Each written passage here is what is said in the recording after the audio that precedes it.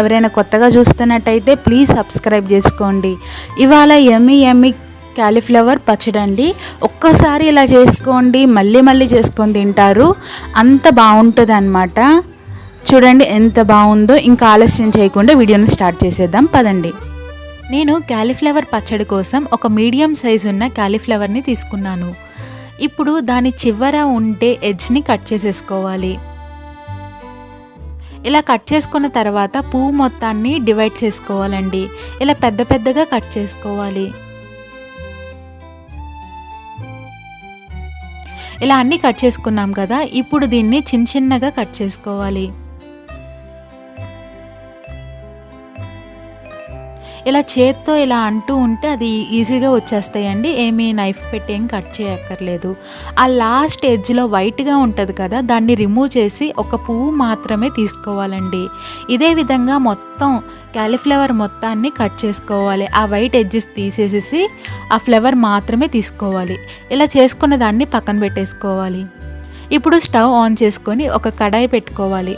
దీంట్లోకి ఒక 3 table spoons మెంతులు యాడ్ చేసుకొని మెంతుల్ని బాగా కలుపుకుంటూ ఫ్రై చేసుకోవాలి. మెంతులు హై ఫ్లేమ్లో కాకుండా సిమ్లో పెట్టుకొని బాగా మిక్స్ చేసుకుంటూ ఫ్రై చేసుకోండి.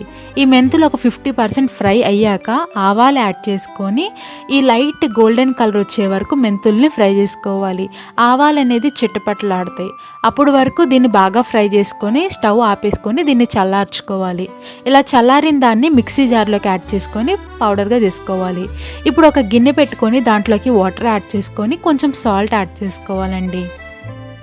ఇప్పుడు ఈ వాటర్ అనేది రోలింగ్ బాయిల్ వచ్చే వరకు వెయిట్ చేయాలి. ఇలా రోలింగ్ బాయిల్ వచ్చాక స్టవ్ని ఆపేసుకొని క్యాలీఫ్లవర్ ముక్కల్ని వేసుకోవాలి. ఇలా వేయడం మూలంగా క్యాలీఫ్లవర్లో ఏమైనా పురుగులు ఉంటే పోతాయి. ఈ స్టెప్ అనేది చాలా అంటే చాలా ఇంపార్టెంట్ అండి.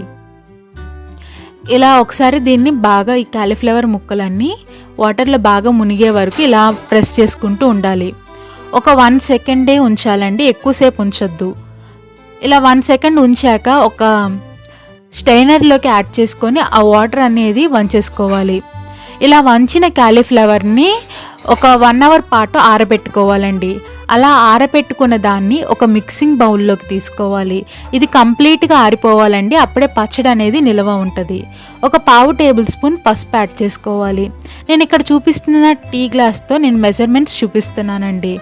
ఒక గ్లాసు నార్మల్ సాల్ట్ యాడ్ చేసుకుంటున్నాను. ఒక గ్లాస్ సాల్ట్కి ఒక గ్లాస్ కంటే కొంచెం ఎక్కువ అండి, ఒక 3 టేబుల్ స్పూన్స్ ఎక్కువ కారం యాడ్ చేసుకోవాలి. అంటే 1 గ్లాస్కి ఇంకొక 3 టేబుల్ స్పూన్స్ కారం అనేది ఎక్స్ట్రా యాడ్ చేసుకోండి. ఇప్పుడు దీంట్లోకి మనం ముందుగా ఫ్రై చేసుకున్న ఆవాలు, మెంతులు కలిపిన పౌడర్ ఉంటుంది కదా, అదొక 1 టేబుల్ స్పూన్ యాడ్ చేసుకొని ఇప్పుడు ఈ ముక్కకి ఉప్పు కారం బాగా పట్టించుకోవాలి. ఇలా పట్టించుకున్న దాన్ని పక్కన పెట్టేసుకోవాలి. ఇప్పుడు స్టవ్ ఆన్ చేసుకొని ఒక గిన్నె పెట్టుకొని కొంచెం ఆయిల్ యాడ్ చేసుకోవాలి. ఆయిల్ హీట్ ఎక్కాక దీంట్లోకి వెల్లుల్లిపాయ రెబ్బలు యాడ్ చేసుకోవాలండి. ఈ మంచిగా ఫ్రై అయ్యాక దీంట్లోకి ఒక 1 టేబుల్ స్పూన్ ఆవాలు యాడ్ చేసుకోవాలి. ఒక 2 టేబుల్ స్పూన్స్ పచ్చెనగపప్పు యాడ్ చేసుకోవాలి. 1 టేబుల్ స్పూన్ మినపగుడ్లు యాడ్ చేసుకోవాలండి. కొంచెం ఇంగువ యాడ్ చేసుకొని బాగా ఫ్రై చేసుకోవాలి. ఇప్పుడు దీంట్లోకి ఒక 2 ఎండుమిరపకాయలు యాడ్ చేసుకొని బాగా ఫ్రై చేసుకోవాలి.